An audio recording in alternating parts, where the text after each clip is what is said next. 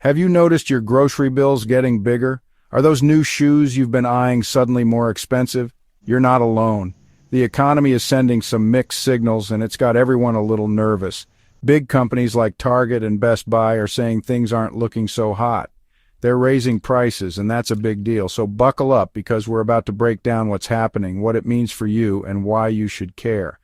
Think of the economy like a giant game of Jenga. Each block represents a different part, like jobs, spending, or how much stuff costs. Right now, some of those blocks are looking a little wobbly, and that has everyone worried about the whole tower toppling over. Remember when you could get a decent TV for under $200? It wasn't that long ago when you could walk into a store, browse through the electronics aisle, and find a variety of affordable options. Those days felt like a golden era for consumers, where getting value for your money was almost a given. Those days might be over. Now, as you walk through the same aisles, you might notice that the shelves are emptier and the price tags are significantly higher. It's not just a seasonal fluctuation, it's a trend that's becoming the new normal. Target and Best Buy, two of America's biggest retailers, are hiking up prices. These aren't just minor adjustments, we're seeing substantial increases across the board. It's a shift that's affecting not just luxury items, but everyday essentials as well. We're talking clothes, electronics, appliances, pretty much everything. From the latest gadgets to basic household items, the cost of living is creeping up in ways that are hard to ignore. It's a ripple effect that touches every aspect of our shopping experience. This isn't just a couple of companies being greedy. It's a sign of bigger problems brewing. The rising prices are symptomatic of deeper economic issues, such as supply chain disruptions, increased production costs, and global market instability. These factors are converging to create a perfect storm that's driving up costs. Imagine you're running a lemonade stand. It's a simple business model, right? You buy lemons and sugar, mix them together, and sell a refreshing drink to your neighbors. You buy lemons and sugar to make your delicious drink. The cost of these ingredients is usually stable, allowing you to set a fair price for your lemonade. But suddenly, lemons cost twice as much. What do? You're faced with a tough decision. Do you absorb the extra cost and make less profit, or do you pass the cost on to your customers by raising the price of your lemonade? You either raise the price of your lemonade or you start losing money. It's a no-win situation that forces you to make difficult choices, and it's exactly what retailers like Target and Best Buy are grappling with right now. That's what's happening to Target and Best Buy. The cost of goods they need to stock their shelves is rising, and they have no choice but to pass those costs on to us, the consumers. It's a chain reaction that starts with global economic pressures and ends with higher prices at the checkout counter. The stuff they buy to sell to us is costing them more, so they have to charge us more just to stay afloat.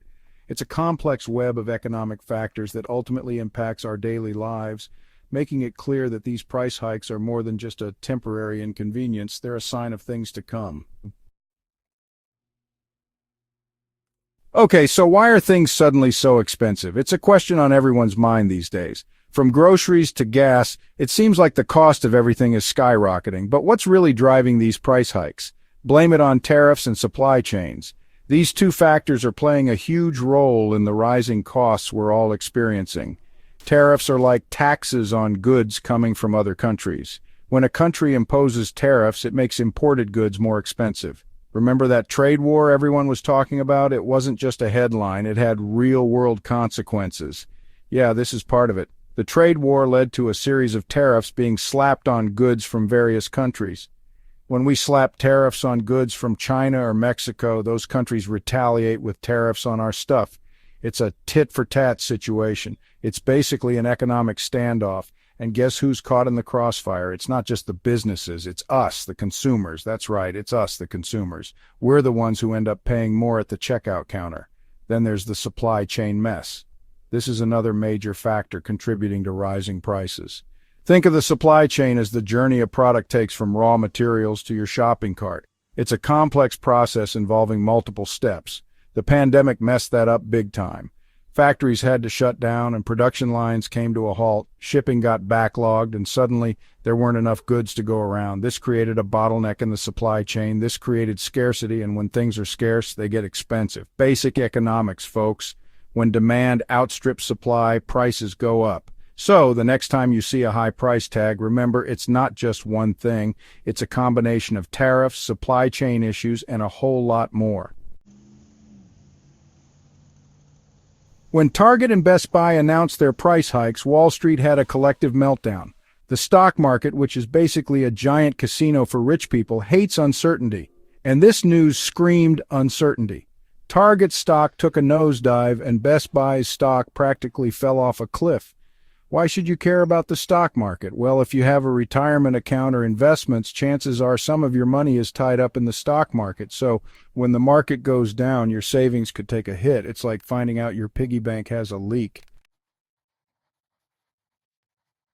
Recession fears loom. Is the economy heading for a downturn? Now, the big question on everyone's mind, are we headed for a recession? A recession is like the economy catching a cold, but instead of sneezing, everyone starts losing their jobs and spending less money. It's not pretty. And right now, a lot of experts are worried that we might be in for a rough ride. Here's why. When prices go up and people can't afford to buy as much stuff, businesses suffer.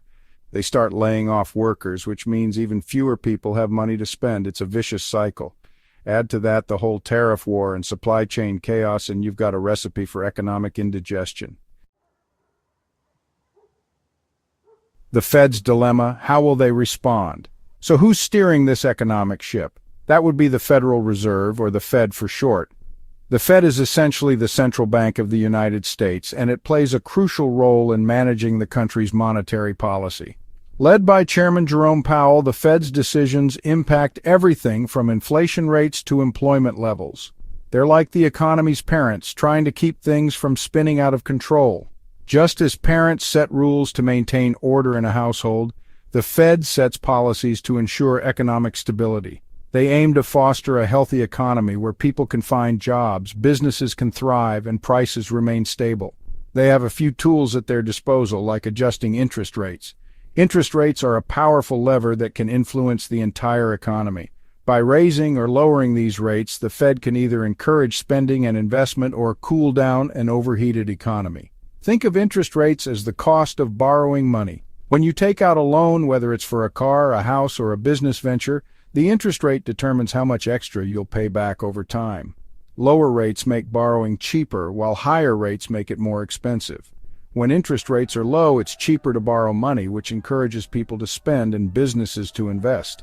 This can lead to economic growth. As more money flows through the economy, people buy more goods and services, and companies expand their operations, creating jobs and boosting overall economic activity. But when inflation is high, like it is now, the Fed often raises interest rates to cool things down. Inflation occurs when prices for goods and services rise, eroding purchasing power. By increasing interest rates, the Fed makes borrowing more expensive, which can reduce spending and slow down inflation. The problem is, raising interest rates too much can also trigger a recession. A recession is a period of economic decline characterized by falling GDP, high unemployment, and reduced consumer spending. It's a tough situation because while higher rates can curb inflation, they can also stifle economic growth. It's a delicate balancing act, and the Fed has a tough job ahead of them. They must carefully weigh the risks of inflation against the dangers of a recession, making decisions that will impact millions of lives. The path they choose will shape the economic landscape for years to come. Consumer confidence shaken from shopping sprees to saving sprees. Remember when everyone was going on shopping sprees after the pandemic? Well, those days are long gone.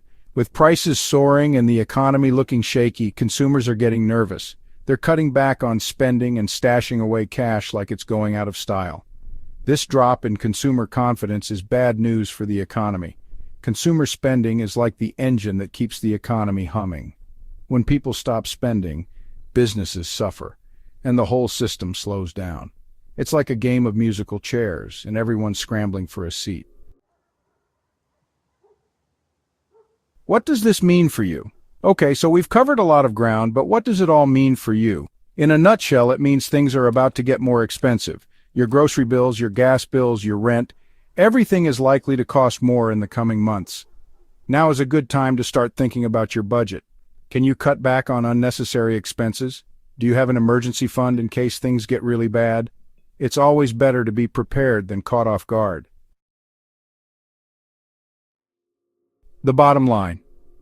Uncertainty looms, but knowledge is power. The future of the economy is uncertain, and that's scary. But here's the good news. Knowledge is power. By understanding what's happening, why it's happening, and how it might affect you, you can make informed decisions about your finances and your future. So stay informed, stay engaged, and remember, we're all in this together. And hey, at least we have each other to laugh about it, right?